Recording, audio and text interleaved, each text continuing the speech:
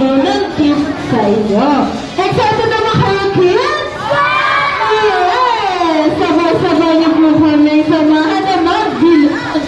In 3, 2, 1, surprise! Alright, pasitang po tayo. Ibibigay po ni Ate Jessa ni Ate Jana ang mga balon.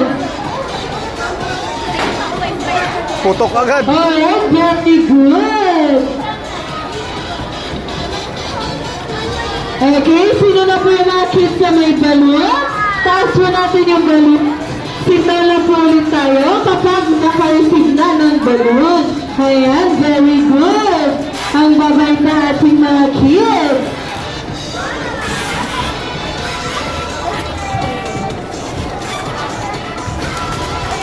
Alright, taas po natin yung mga balloons, kids. Ayan. Sa mga wala pa pong balloon, wait lang po. Mabibigyan po tayo lahat sila Ate Jessa and Ate Jana. Okay. Ako te, wala te. Alright, kids. Taas po natin yung mga balloons. Nakinig po ulit kay Ate CJ. Magpa-practice po tayo, kids, alright? Pag sinabi po ni Ate CJ, kids na, i-release nyo po yung balloon and you will shout hooray! Okay, are you ready? In 3, 2, 1. Kids na? Alright, okay, kids. Gusto po nila natin yung mas malakas. But, chance yun na po silang mapicturean sa our group photo.